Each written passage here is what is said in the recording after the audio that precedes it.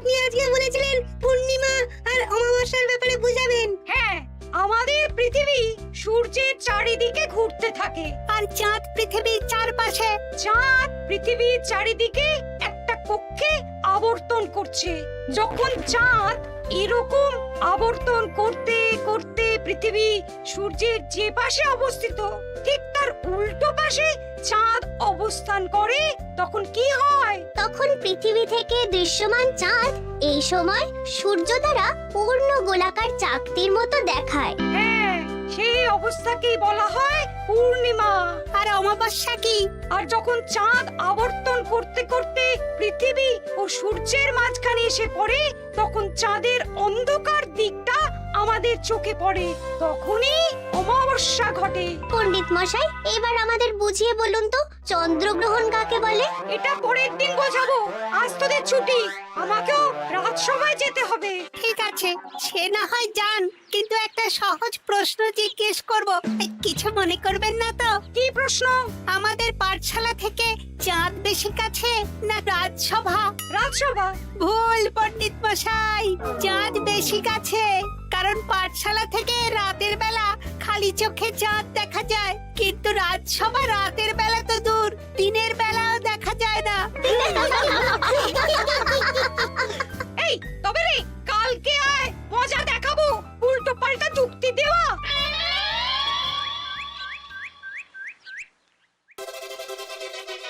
মহারাজ, আপনার হাতে এত বড় ফর্দ, রাজবাড়িতে কি সামনে কোনো উৎসব অনুষ্ঠান আছে নাকি? খাওয়া দাওয়ার ব্যাপার আছে? না, গোপালের শুধু খাই খাই, এত বড় জীব যে গোড়ের মাথা থেকে দেখা যায়। আর আপনার কুকীর্তির কথা তো দেশের শেষ প্রান্ত থেকে শোনা যায়। চুপ! রাজসভাটাকে একেবারে চিংড়ির হাট বানিয়েছে। হাট না মহারাজ, খেলার মাঠ বানিয়ে দিয়েছি। তোমাকে বেশি কথা বলতে বলিনি। মহারাজ, আপনি ওই ফর্দের ব্যাপারে বলুন না। হ্যাঁ, সেই ভালো। শোনো, আমাদের রাজ্যের বেশ কয়েকটা জায়গার অবস্থা খুব খারাপ, তাই সেসব জায়গায় উন্নয়ন করা দরকার। আপনি আমাকে দায়িত্ব দিন।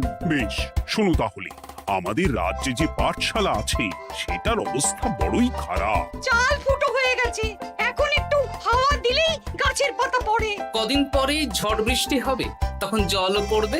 সারানো হবে, আমার চেনা ভালো ঘরামি আছে। উত্তরে যে বড় স্নানের পুকুরটা আছে সেটার জল ময়লা হয়ে গেছে, ওই পুকুর সংস্কার করতে হবে। হয়ে যাবে।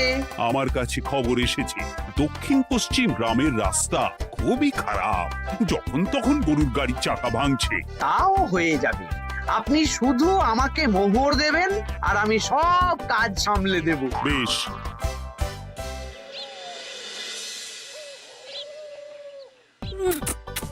দাদু, আমটা তো দারুণ খেতে গো। আমাদের গাছের আম। সত্যি দাদু, আমরা মানুষ হয়ে পৃথিবীতে জন্ম নিয়েছি বলেই এত ভালো ভালো খাবার খেতে পারছি। চাঁদে জন্মলে যে কি হতো? চাঁদে কেউ জন্মায় না। কেন? ওই যে চরকা বুড়ি। চাঁদে অনেক পাহাড় পর্বত খানাখন্দ আছে, সেগুলোই এখান থেকে আমরা দেখে কল্পনা করে নিয়েছি চাঁদের বুড়ি। জানো দাদু, আজকে পণ্ডিত মশাই আমাদের চাঁদের ব্যাপারে বলছিলেন। কত কিছু জানলাম, অমাবস্যা, পূর্ণিমা। আচ্ছা দাদু, চন্দ্রগ্রহণ কি? চন্দ্রগ্রহণ?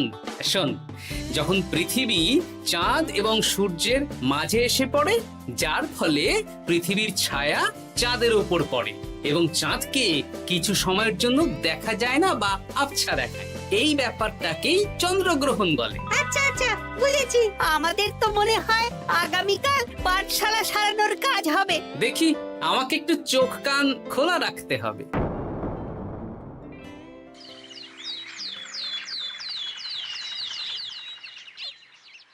কি মন্ত্রী মশাই, কখন কাজ শুরু করব? আরে দাঁড়াও, এই চলে এলো বলে। আমাকে তো যা করার আজকের মধ্যেই করে দিতে হবে। মহারাজের হুকুম, পাঠশালা একদিনের বেশি বন্ধ রাখা যাবে না। আরে না না, পাঠশালা কালকেই খুলে যাবে, শিশুরাই তো আমাদের ভবিষ্যৎ।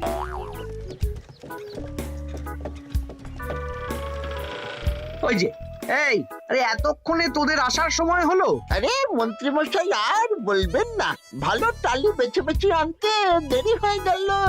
ভালো টালি এনেছিস মানে? মানে 1 নম্বর টালি। হ্যাঁ 10-20 বছরেও কিচ্ছু হবে না, শক্ত পোক্ত আর একেবারে মজবুত। দেখি দেখি এবার কাজ শুরু করি। পাঠশালার চালের অনেক কটা টালি ভেঙে ফুটি ফাটা অবস্থা। আরে দাঁড়ো। এই বটা ঘটা, তোদের কোনো জ্ঞানগম্যি নেই নাকি? এই দামি টালিতে কাজ করলে আমাদের ট্যাঁকে কিছু থাকবে? তাহলে এখন কি করব? যা এক্ষুনি যা, সবচেয়ে কমা টালি নিয়ে আয়। আর ঘরমি ভাইয়া, তুমি চিন্তা করো না, তুমিও লাভের ভাগ পাবে, বুঝলে? লাভের গুড় কোন পিঁপড়ে খাবে মন্ত্রী মশাই? ব্যাস হয়ে গেল। তোমাকে আমি পাকামো করতে বলেছি, পাঠশালার এখানে এসেছো কেন? কাজ কেমন হচ্ছে সেটাই তো দেখতে এলাম।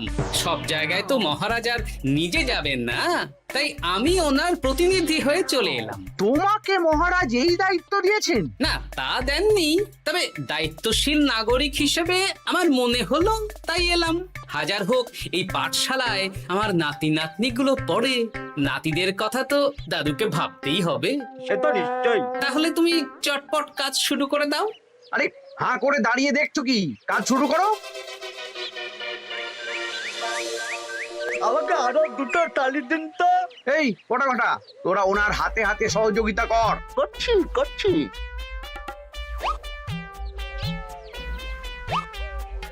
ঠিক আছে, আমি তাহলে চলি।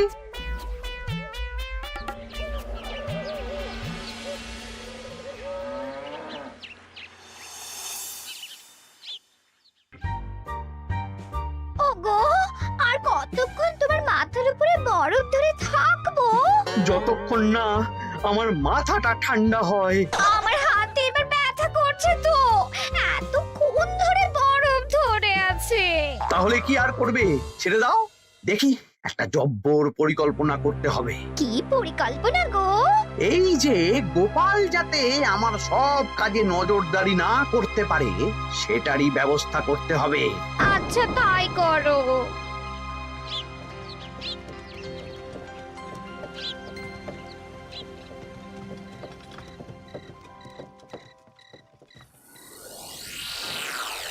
দেখ বটা ঘটা, পাঠশালা থেকে তো আমাদের 5 পয়সাও রোজগার হয়নি। না মন্ত্রী মশাই, গোপাল তো ঠায় দাঁড়িয়েছিল।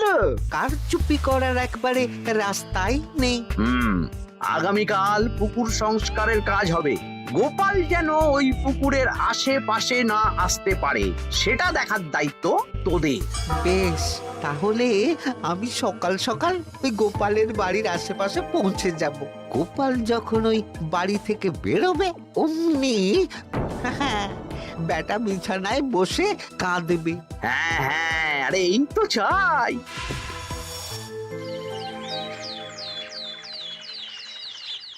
ওটা সংস্কারের দায়িত্ব তো মন্ত্রী মশাইকে দিয়েছেন মহারাজ। তুমি আগ বাড়িয়ে যাচ্ছ কেন? আমি না গেলেই আবার 2 নম্বরে শুরু করে দেবে। মহারাজ তো আর পাড়া ঘুরে দেখতে যাবেন না কোথায় কি হচ্ছে না হচ্ছে। তাও ঠিক, যাও তাহলে। এত গরম, এত রোদ, এই তুমি বরং ছাতাটা নিয়ে যাও। হ্যাঁ দাও দেখি ছাত্রা দাও।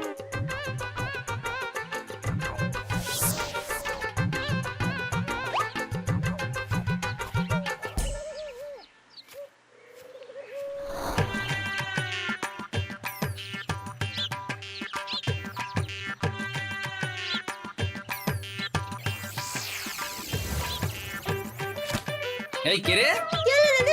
কে যেন আমার ছাতার উপরে একটা ঢিল মারলো? আকাশ থেকে শিলাবৃষ্টি শুনেছি। ওই দেখ গাছের উপরে। এ তো ঘটা কাকা। এই ঘটা না না না গোপাল দাদা না। তবে রে দাঁড়া, গাছের নিচে অনেক পাখিতে খাওয়া আম পড়ে আছে। বাচ্চাগণ এগুলো তোলো আর আক্রমণ। ওরে বাবা রে, ওরে বাবা রে। তোরা এক কাজ কর, ঘটা নামলে ওকে এখানেই গাছের সাথে বেঁধে রাখ। দরকার হলে বড়দেরকেও ডেকে নে। আচ্ছা দাদু। আমি ওদিকে চললাম। আর হ্যাঁ, এই ঘটাকে যদি কেউ বাঁচাতে আসে তাহলে তাকেও। বাবা রে, ওরে বাবা রে।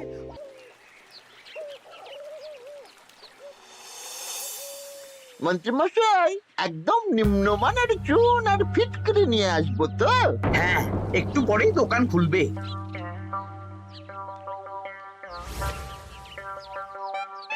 আবার 2 নম্বরই শুরু করে দিয়েছেন। দেখি গোপাল, তুমি এখানে কি করে এলে? ভগবান পাশে থাকলে আপনার মতন ভূতেরা আমার কি ক্ষতি করবে?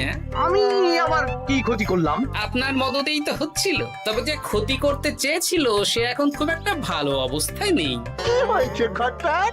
দেখেই আয়, আমি বরং দোকান থেকে ভালো মানের ওই চুন আর ফটকিরি নিয়ে আসি, কেমন? ওরে বটা, যা যা দেখে আয়। আমাকে ছেড়ে দিন না, আমি তো কিছু করিনি, শুধু একটা ঢিল ছুঁড়েছি, তাতে তো গোপালের কিছু হয়নি। যদি গোপাল দাদার বড় কোনো ক্ষতি হতো তাহলে কি হতো? এটা কি হচ্ছে? তোমরা ঘটাকে বেঁধে রেখেছো কেন? এই ধরো ধরো ধরো, গোপাল দাদু বলেছে ঘটা কাকাকে যে ছাড়াতে আসবে তাকে বেঁধে রাখতে। আমাকে ছেড়ে দাও। আমি তো কিছু করিনি, আমাকে ছাড়ো, আমাকে ছেড়ে দাও। চুপ, তোরা সবাই এই কর্মকাণ্ডে জড়িয়ে আছিস, কোনো ছাড় পাবি না।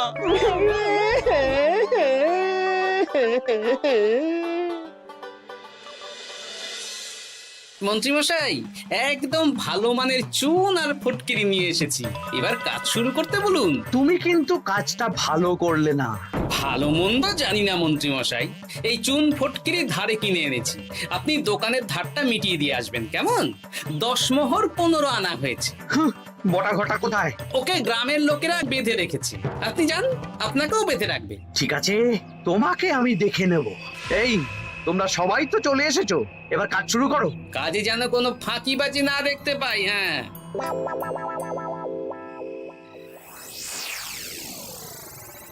একটা কানা করিও গোপাল লাভ রাখতে দেবে না মনে হচ্ছে। এভাবে তো চলতে পারে না। সারা দিন আমাদের বেঁধে রাখলো জানেন। শুধু নুন চিনির জল ছাড়া আর কিচ্ছু খাবার খেতে দেয়নি। খাবার? হ্যাঁ, এই খাবার দিয়েই গোপালকে সাবার করতে হবে। বলুন কিভাবে?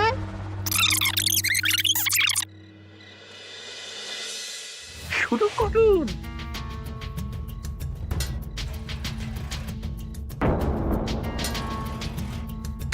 রান্নাঘর থেকে কিসের আওয়াজ হলো না? রান্নাঘরে বেড়াল, যাও গিয়ে দেখো। এ কি? এই বিড়ালটাকে তো আমাদের বাড়িতে এর আগে কখনো দেখিনি। সত্যি তো, একদম সাদা বেড়াল। ও ভাতের হাড়ির ঢাকনাটা উল্টেছে। হ্যাঁ হ্যাঁ, কোনো খাবারে মুখ দিতে পারেনি, বুঝলে? দাও দাও দাও, খেতে দাও, খেতে দাও, গিন্নি খেতে দাও। হ্যাঁ হ্যাঁ, দিচ্ছি।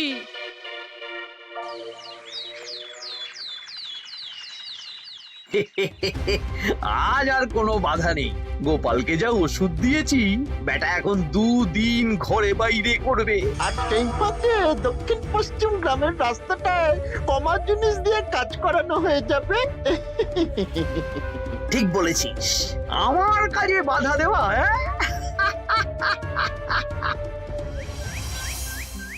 ও গিন্নি, গিন্নি গো, কাল রাত থেকে তো 10-12 বার হয়ে গেল। তুমি তো 10-12 বার, আমি তো 15 বার গেছি। বৈদ্যমশাইকে খবর দিয়েছো? হ্যাঁ, উনি আসছেন একটু পরেই। হ্যাঁ,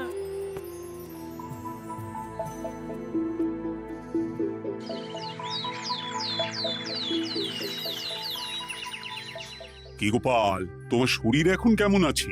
এখন ভালো আছি মহারাজ। গোপালের খাবার খেয়ে কিছু হয়েছিল। যত সব উল্টো পাল্টা খাবার খেলে হবে না। বাজে কথা বলবেন না, আমি বাড়ির খাবারই খাই। যাই হোক, সেসব বাদ দাও। মন্ত্রী, তোমাকে যা দায়িত্ব দিয়েছিলাম সব হয়ে গেছে তো? হ্যাঁ মহারাজ, পাঠশালা, পুকুর, দক্ষিণ পশ্চিমের রাস্তা সব কাজ হয়ে গেছে। রাস্তার কাজ করে গুছিয়ে লাভ করেছি।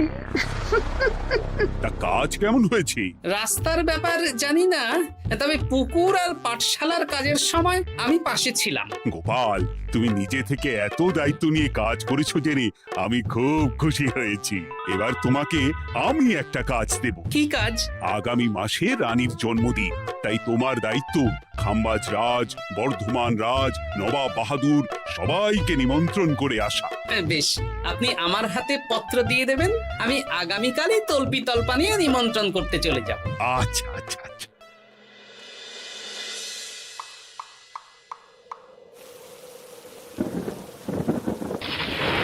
এই তো ঝড় বৃষ্টি শুরু হয়ে গেল, এর মধ্যে তুমি ভিন রাজ্যে রাজ্যে কি করে ঘুরতে যাবে? কেন, গরুর গাড়ি করে? রাজবাড়ির খরচা।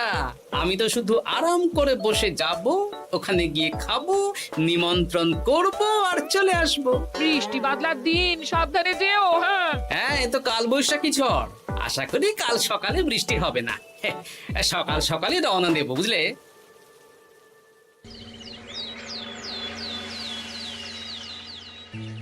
যাও গোপাল, সাবধানে যাও। পরশু দিনের মধ্যেই চলে আসবো মহারাজ, চিন্তা করবেন না। চলো চলো গাড়োয়ান, চলো। এই আচ্ছা গোপাল দাদা, প্রথমে কোথায় যাবেন বলুন তো? প্রথমে ওই খাম্বাজ রাজ্যে চলো। ও, তাহলে তো দক্ষিণ পশ্চিমে রাস্তাটা ধরতে হবে। হ্যাঁ, ওটা তো একদম নতুন রাস্তা, কোনো অসুবিধে হবে না। ওরে বাবারে, গাড়ি কি কাঁপছে গো, পড়ে যাবো তো। এই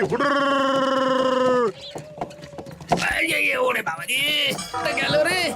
ওটো ওটো গোপাল দাদা। উফ, বাপরে বাপ, কি জোর লেগেছে কোমরে। একদিনের বৃষ্টিতেই রাস্তার যা হাল, এটা রাস্তা সারিয়েছে না নষ্ট করেছে সেটাই তো বুঝতে পারছি না। কদিন আগেই নাতি নাতনি গুলোর সাথে চাঁদের গল্প করছিলাম, যে চাঁদে অনেক গর্ত, খানা খন্দ। উফ, না, আমি রাস্তাটুকু হেঁটে হেঁটেই পার হচ্ছি।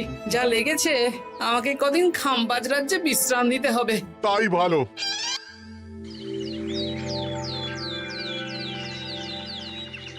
এ কি, দুদিন হয়ে গেল গোপাল এখনো এলো না। দেখুন গোপাল যা পেটু।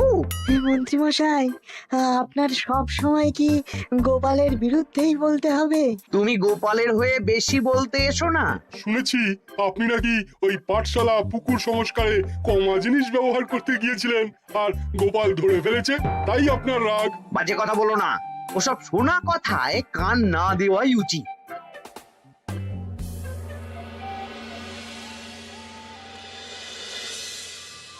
ও দিদা, দাদুর তো আজকেই আসার কথা। আরে এখনো তো এলো না রে, আমার না খুব চিন্তা হচ্ছে। আরেকটা দিন অপেক্ষা করো, যদি দাদু না আসে তাহলে রাজবাড়িতে জানাতে হবে।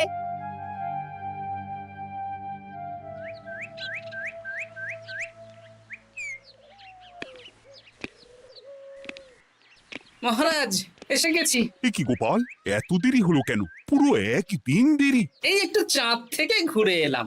কি যা তা কথা বলছো? সত্যি মহারাজ, আপনি বললে আপনাকেও নিয়ে যেতে পারি। চাঁদে? হ্যাঁ মহারাজ, চাঁদে।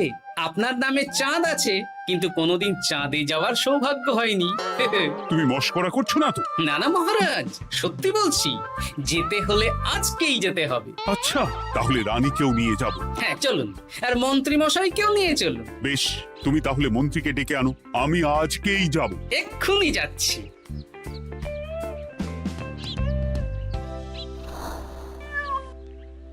আরে আরে, এটা তো সেই বেড়াল।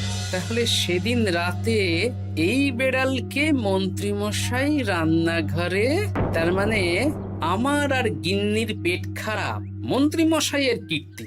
আচ্ছা, গিন্নিমা, এটা আপনাদের বেড়াল? হ্যাঁ, কেন?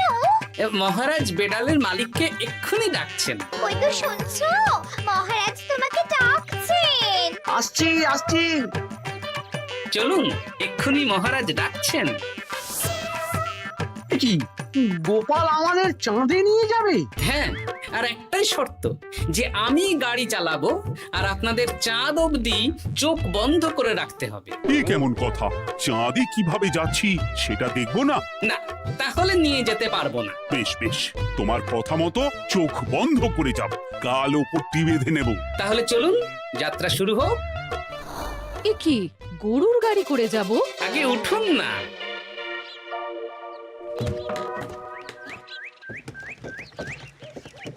আর কতক্ষণ স্থলপথে? এই তো আর একটুখানি, তারপরেই চাঁদে। এই হুর হুর হুর হুর।